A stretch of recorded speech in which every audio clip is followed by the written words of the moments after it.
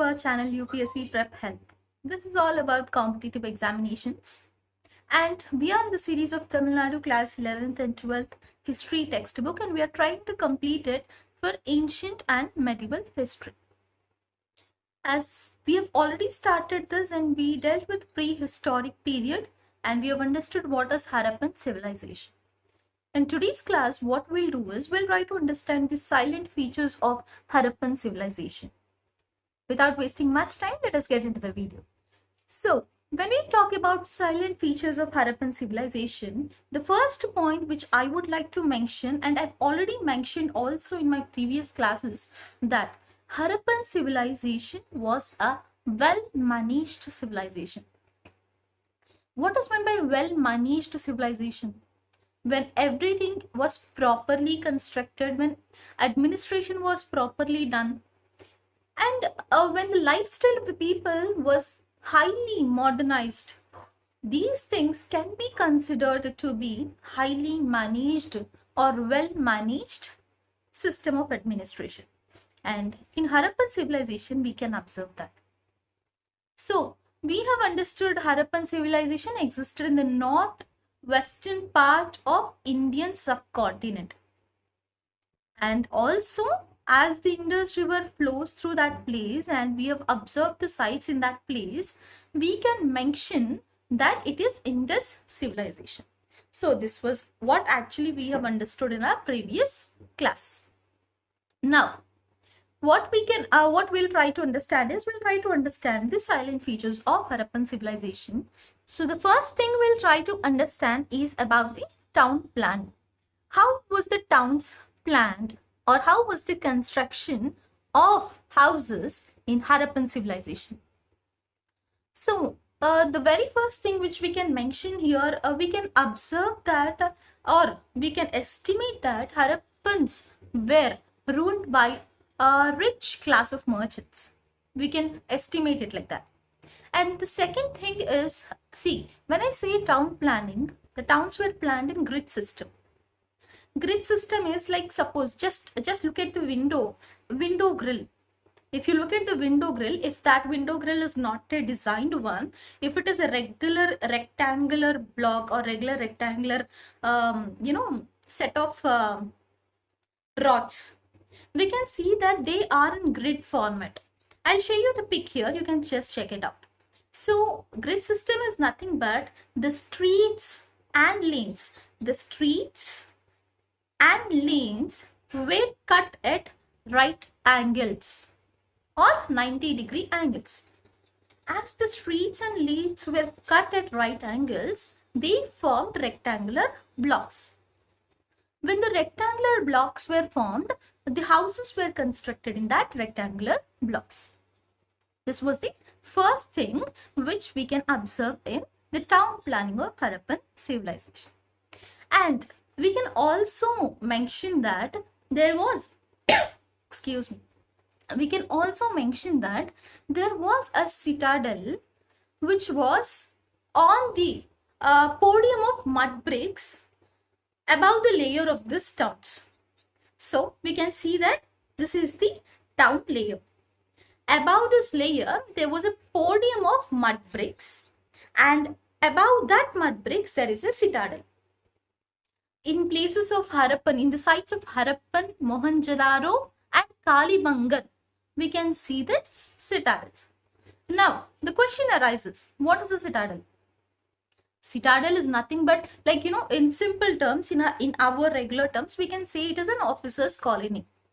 So the place where the officers of Harappan towns, the people who used to rule or people who used to work with the government, simply to tell, the people who used to work with the government, it was the place where they stayed. So citadel is a place where the officers of Harappan towns lived. Okay, and in the layer of these towns which I have mentioned, in that layer the common people stay.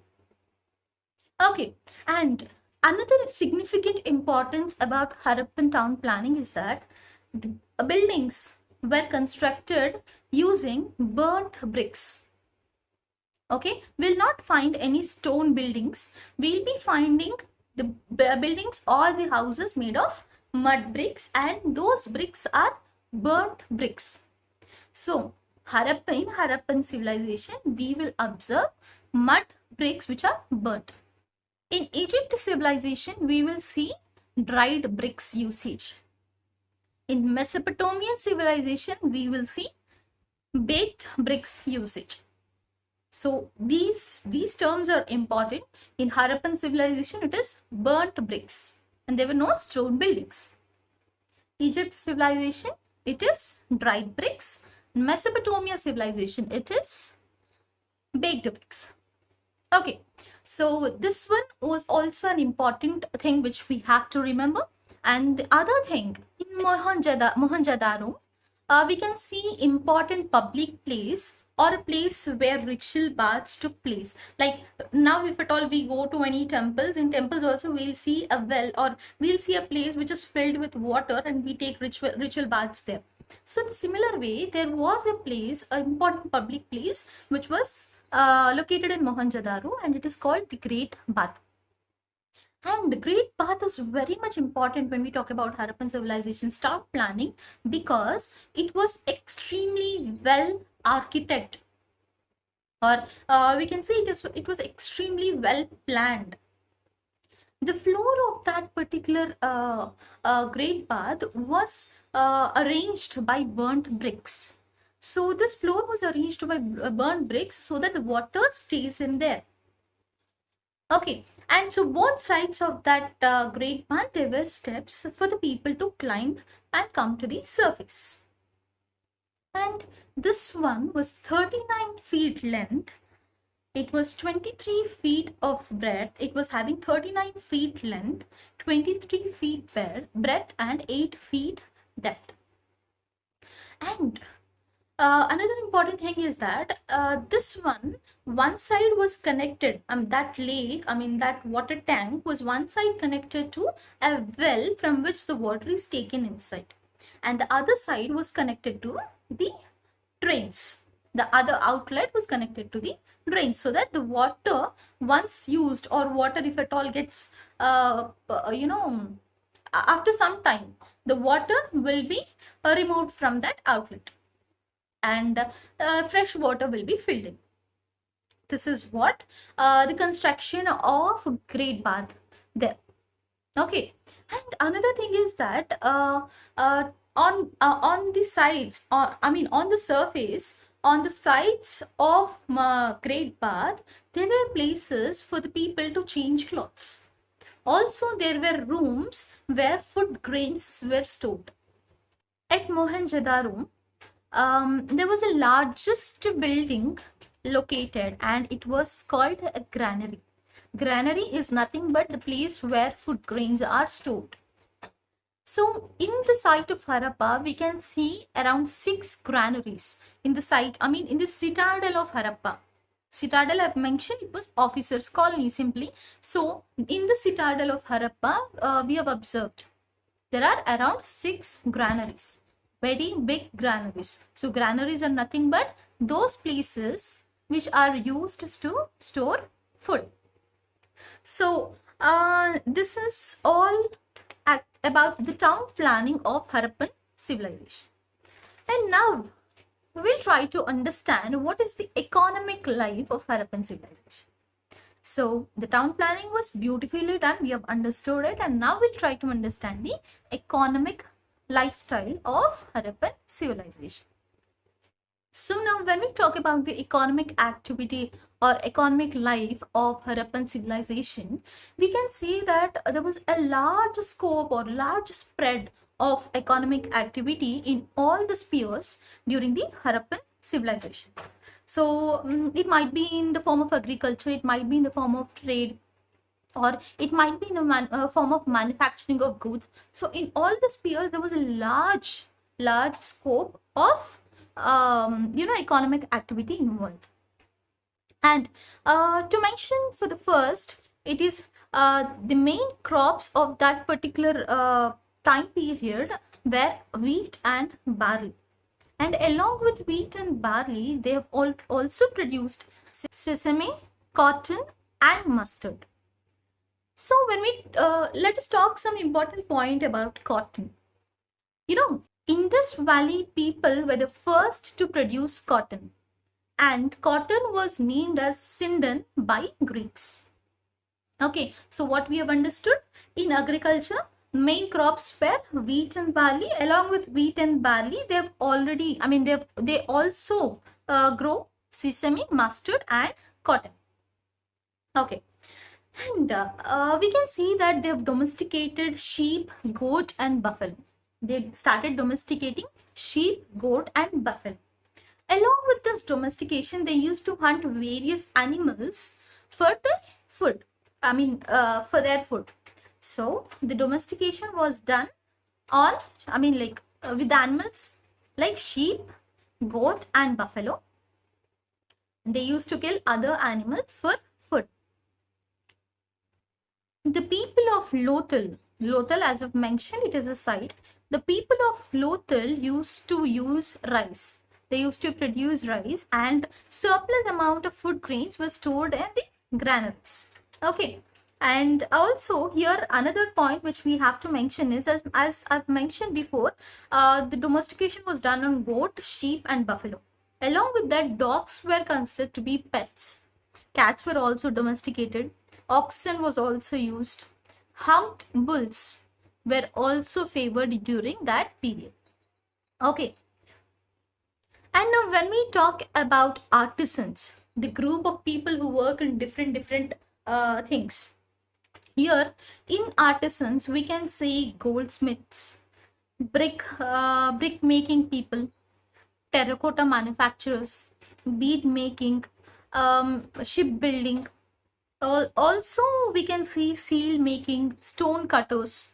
So these and also weavers. So these were the special group of artisans who were available during the Harappan civilization. So see, before in the prehistoric times, what we have observed is the people were nomadic type of people, and they were always in search of food for their survival. But later on, as the stages passed by, now the people started settling down at places, and they started cultivation, they started agriculture. And when it comes to Harappan civilization, how the transformation took places, there was a huge change in the technology, huge change in the manufacture. So people started inventing new things, and they started using different things. They started eating rice, they started cooking. And they started using clothes, they started using jewelry. So this can be observed as the transformation of lifestyle of human beings from the early stages, and that transformation continued till today, and it is going to continue even further. Every year comes up with different types of technology inventions, different types of things. So this evolution always takes place. And also in Harappan civilization, we can observe that there were bronze and copper vessels. There were bronze and copper vessels. Okay, they started making gold and silver jewelry. They started making beads out of the semi-precious stones which were available. So, see, this bronze and copper vessels, we can actually, already when we talked about the Chalcolithic period, we have mentioned that the Harappan culture will resemble Chalcolithic period, and it shows here. So the bronze and copper vessels which are used can show the metal crafting work of Harappan people. We can also observe pottery, but this pottery was plain. In some places, we can observe red and black pottery, black painted pottery. So the pottery was plain, and in some places it was red and black painted pottery. And we have already talked that how this pottery was made. This pottery was made by using potter's wheel, and wheel was the first invention. When we talk about trade, internal trade was extensively done with India.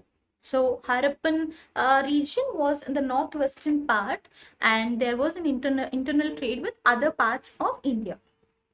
And when we talk about external trade, that is foreign trade. This foreign trade, it included Mesopotamia, Afghanistan, and Iran. So these three places were linked as foreign trade to Harappan civilization. And the major imports of Harappan civilization was copper, tin, and semi-precious stones. These were the major, also gold. Okay, these were the major imports of Harappan civilization. What were they? Gold, copper, tin, and semi-precious stones. When we talk about exports, the major exports would be agricultural products. Agricultural products like wheat, barley, peas, oil seeds, cotton goods, pottery, beads, terracotta figures, and ivory products. Okay, so these were the major exports of Harappan civilization. And see, when we talk about the trade links, we can say that Harappan civilization was having trade links with Sumerian people. And they were majorly connected with Mesopotamia, Afghanistan, Rajasthan, and Iran. Harappan people were majorly connected with Afghanistan, Rajasthan, Iran, and Mesopotamia. And another thing, we can say that there were seals of Harappan civilization found in Mesopotamia. With that, our archaeologists have decided that there was a trade link with Harappa by Mesopotamia, or Mesopotamian and Harappan civilizations had a trade link. Okay. And how the trade used to be there, they didn't exchange coins, they didn't exchange money. It was a barter type of trade. Barter type of trade is exchange of goods. So simply, if you have wheat with you, I have rice with me, and you need rice and I need wheat.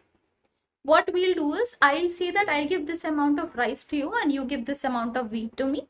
So that kind of exchange took place, and it is called as barter trade. So now, as I've mentioned, there was a trade taking place between Harappa and the other parts of the world and India. How this trade can be taken place without transportation? So they used bullock carts and oxen for transportation, that is road transport, and ships and boats for rivers and rivers and sea transport. Okay, so they used bullock carts and oxen for road transportation, ships and boats for rivers and sea transportation. Okay, so this is about the town planning and economic life of Harappan civilization. This is it for today's class, and let us see the other things like the social life, arts, script, burial methods, and decline of Harappan civilization in the next class. If you like it, please like, share, and subscribe. Also press the bell icon. Thank you. Keep revising.